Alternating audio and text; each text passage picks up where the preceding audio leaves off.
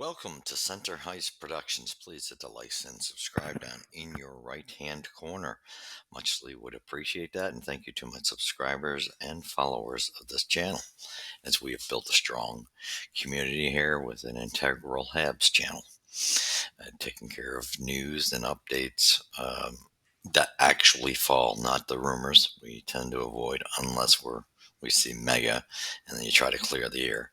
But other than that, we avoid that at all costs and wait for factual information to fall. And we stick to the reviews, and we'll do more in the future as well. But that's what we've been focused on. So we're going to do a review of last night's game, Detroit in Montreal. This had massive implications in this game. So please, first, tell your friends and family about it as well, followers and subscribers. And if you come across the channel, please don't leave without subscribing and hitting the likes. And for everyone, leave your comments of what you thought of last night's game and what do you think of the Habs rate at this moment. And the big news, as we know, Demidov got signed yesterday. That's huge, has huge implications as well.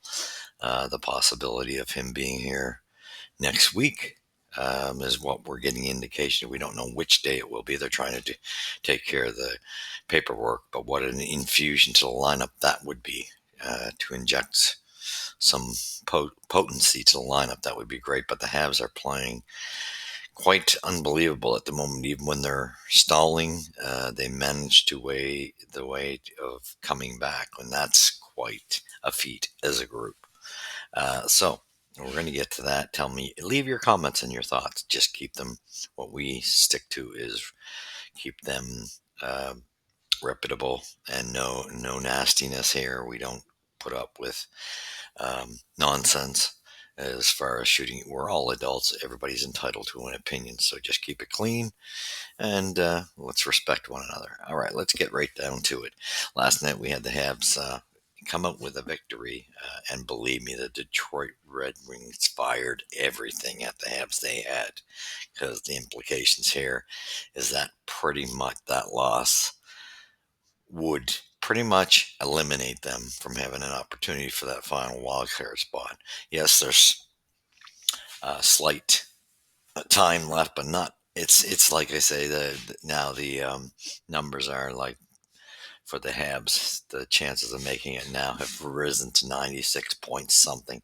That's quite substantial. And really, if we look at this realistically, Detroit's gone when you look at this. So let's look at it. Anyway, 4-1 final it was, but like I said, the first period was all Detroit. Second period mostly was Detroit. Montreal started to come out of it, started responding, playing better. But the third period, Montreal really came to play. Finally, in the third period, they definitely turned the tables. All right, so 4-1 final. First period, Detroit comes at us 1-0 Mike Matheson made a huge error on this one, costly error, and we paid for it. And after that, we went into the second period, and then Montreal tied this thing up with the Cole Caulfield goal. And it was a beautiful one at that. Then we got to the third period, and there was 3-0 for the Habs, and Anderson got the winning goal, and what a beauty feed he received. It was a gorgeous pass by Galley. Galley doing the forechecking. He made this thing happen, really, and Dvorak was in on it on the forecheck as well. So good pressure by the Canadians, and what a beauty of a goal! And what more can you say? What a transformation in Anderson's game this year, just incredible. So Montreal ends up winning this thing with two empty netters.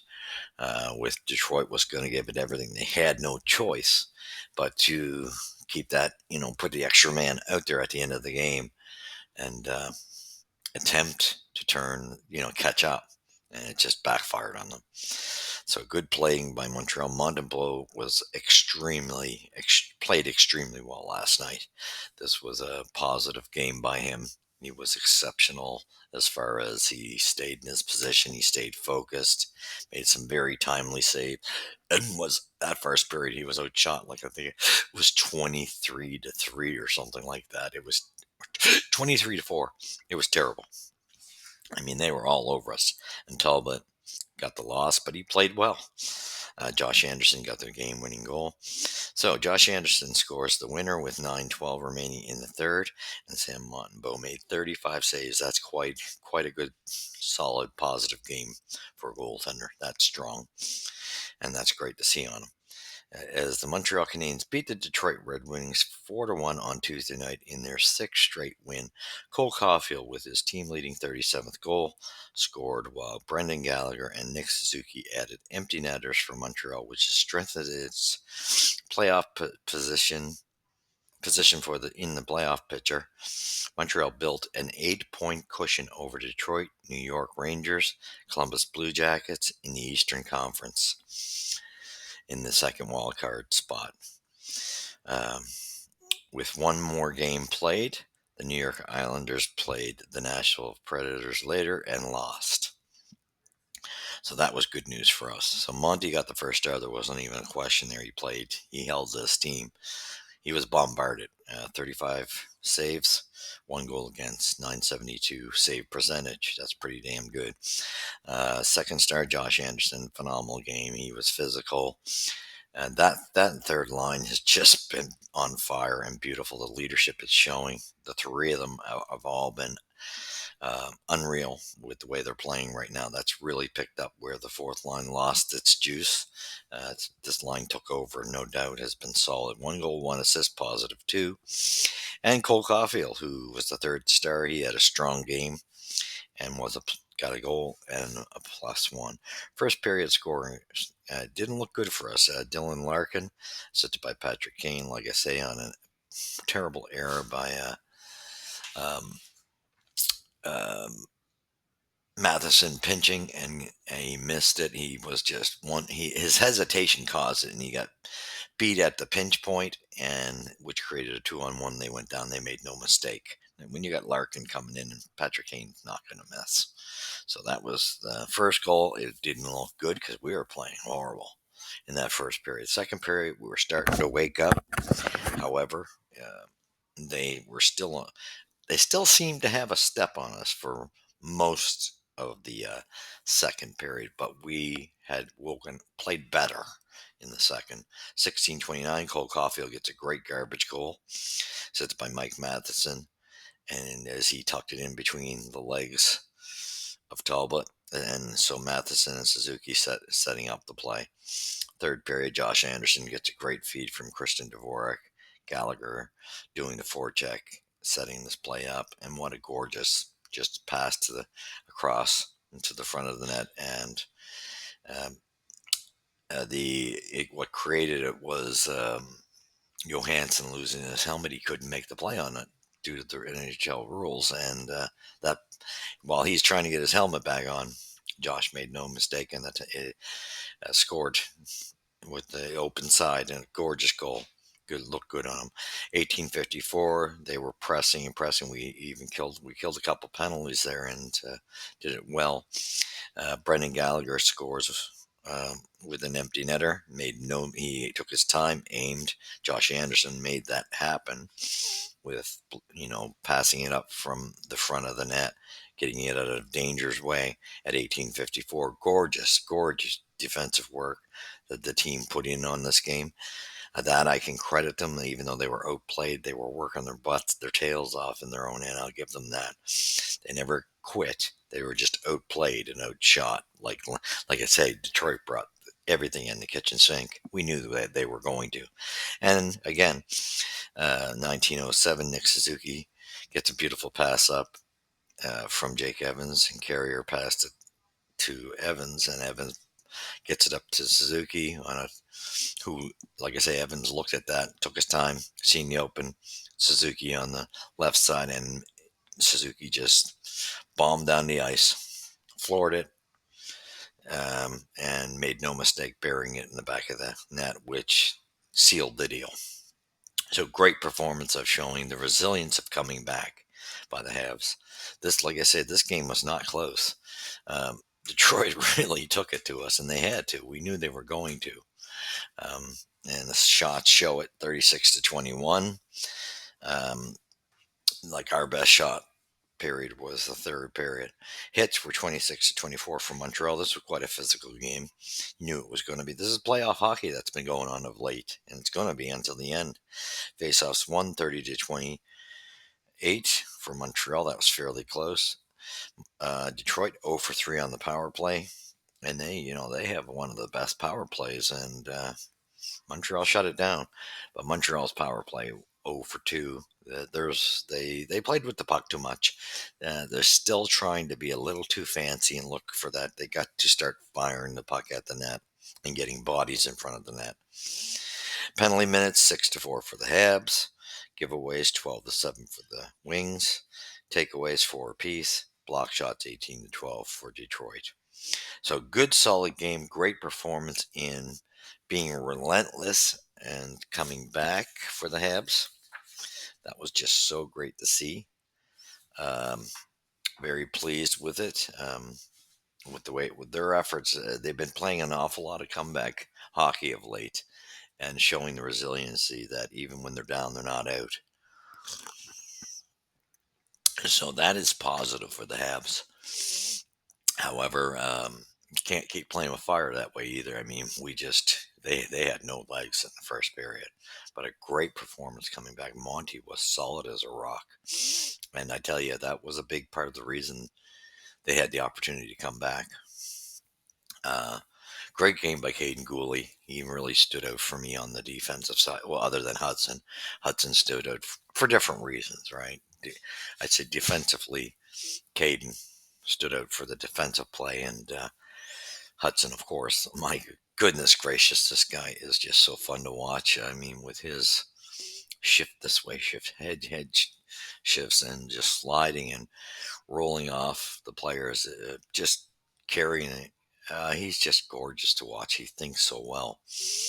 Uh, and definitely, there's no doubt in my mind, he's leading the Calder race, and it's not even close when you think of what he's doing with historical tying Chris Chelios and stuff. And I think he may have, he's either still tied or he's just passed him. But either way, he's going to pass Chelios as being the top Canadians rookie defenseman with those type of numbers. It's exceptional. He's the Calder Trophy winner, hands down. Sorry. And the good news is now we get to, the team played really great. Good seeing now if we can. So we had solid play from pretty much everybody. Was other than we were outplayed, not getting many shots. We're gonna have to work on that because when the playoffs get going, you better have some shots on the net. So this is something that the coaching staff is going to have to really look into.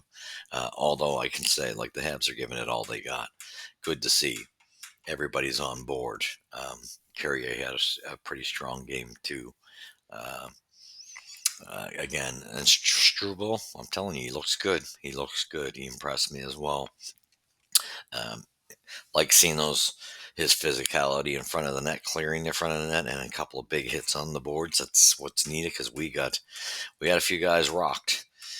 Suzuki actually got rocked pretty good in the early stages of this game by Sherratt. And Sherratt's as we know, he's quite a physical specimen, no one to mess with, and he seemed to be on a mission mode. He had quite the edge, and that cranky type of play. It meant everything to him. You could see that because he was hitting everything that moved.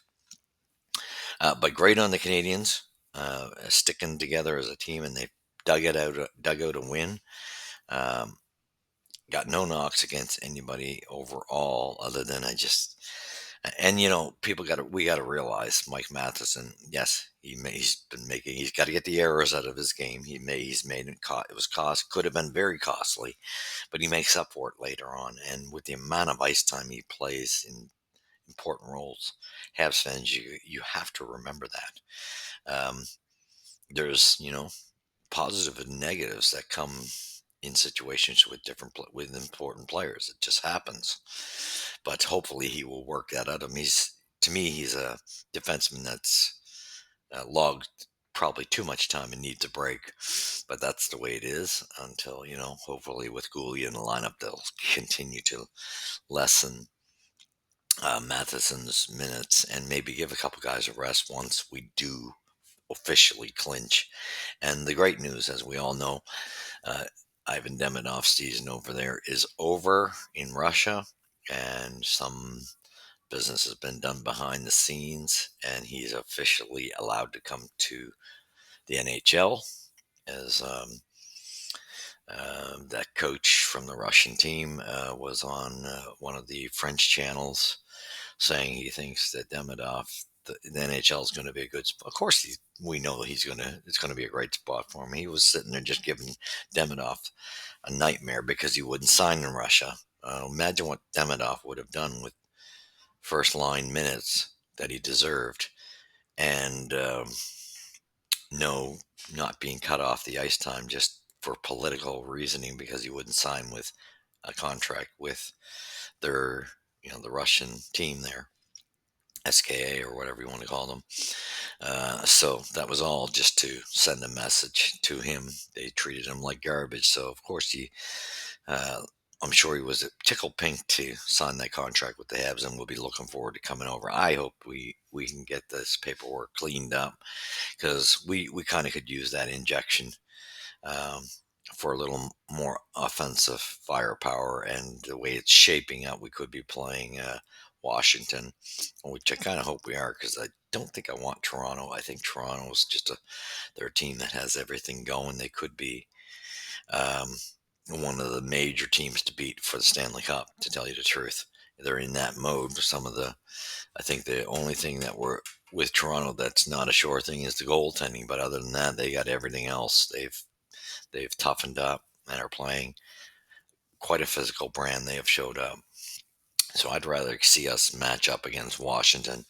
And wouldn't it be an interesting thing to get the Habs having Ivan Demidov go up against his countryman, Alex Ovechkin? And for me, Alex Ovechkin, I think Washington may have focused on Ovi's breaking that record more than anything else this season. And yes, they've been number one in the East side, and probably, and with that, I think they so focused on that they might have spent a lot. But we got to be ready for Tom Wilson if that comes. But first, before we get ahead of ourselves, we can't get ahead of ourselves. We're not there yet. We're close. We're that close. One or two more wins would do the job. But let's hope they get Demidov. I'd love to see Demidov go up against um, against Ottawa. That would be lovely. Friday's game. I'd love to see that if they could pull it off. But it's looking more like a next week um, arrival for him in those last couple games. But wouldn't it be nice to have him be able to make Ottawa and play all of those games remaining? But great work by Hughes and Bobberov. He's done a wonderful job because he's played a huge part in getting that done.